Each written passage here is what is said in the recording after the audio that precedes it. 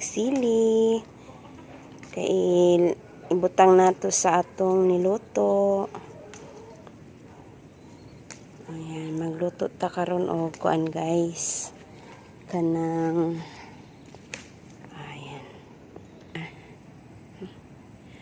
ayan guys. Ayan, munang dili siya mahinugan kay kuan. Nauna na ang mga langgam, mga ibon. So ayan guys, magluluto tayo ngayon ng Bicol Express. Ayan, gabi na guys. So yan ang ulam namin ngayon, ang Bicol Express. Try lang magluto. So, ayan, pasok na tayo sa loob. Gabi na, guys. So, ayan, dito sa labas. Ayan, ang daming lamok, guys, oh. Saan yan? Ayan, ang daming lamok. Nara, ha? Ang lamok, oh.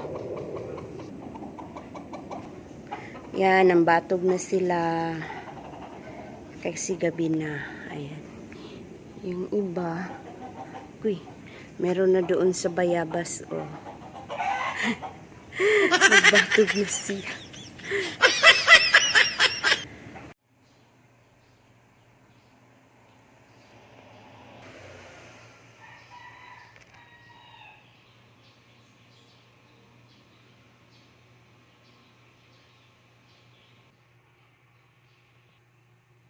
Yan, lagay na natin ang ating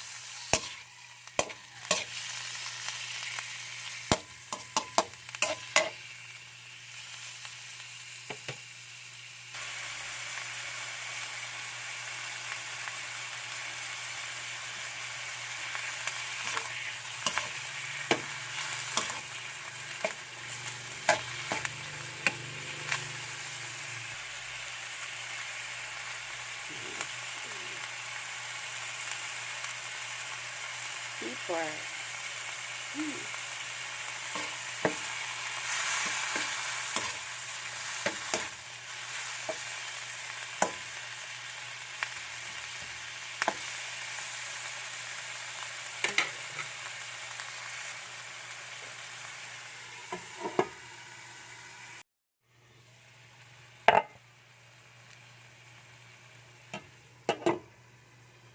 Malambot na yan siya guys.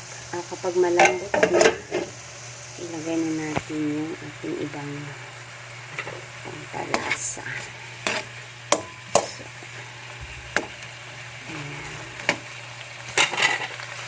ayan. Ilagay na natin ang ating luya. Hinuli ko yung luya guys.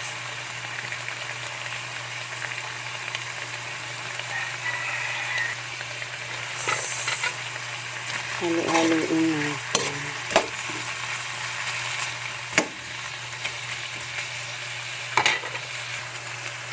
Yan guys, kung medyo nagsislim na siya, pwede na natin ilagay yung ating gata. Sa sariling version ko lang ito guys. Basta lang kung ano meron dito sa amin. Kasi gusto ng anak ko ng ano. Ayan, medyo nag-dry na yung ano niya, nag-ano na yung ano niya, yung katas. Ayan, medyo patuyo na. Kaya konti, lagay na natin yung gata. Ayan. So, ano na siya guys. Pwede na natin ilagay yung gata. Ayan, ilagay na natin yung gata. Oh, sarap. Sarap talaga ng gata, guys. Gusto ko siya, anuhin, yung, tawag niyan, gusto ko siyang inumin. Ayan. Tapos, pakuluin natin, guys. Then, ilagay na natin yung sili. Wala akong red na sili, guys. So, yan ang green. Ayan. Pakuluin na natin yan. Pakuluin. Ayan. Takpan natin siya ulit. Hey. Ayan. Kumukulo na, guys. So, ilagay na natin yung ginawa natin ng sili kaganina. Ayan. So, maglagay na tayo ng magic sarap. Ayan, para mas yummy. Yan naman yung pampalasa natin.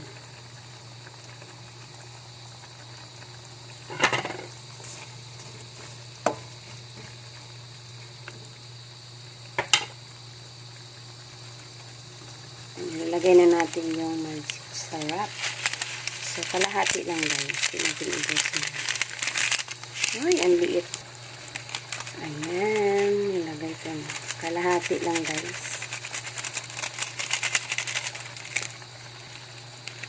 So, haluin natin ulit.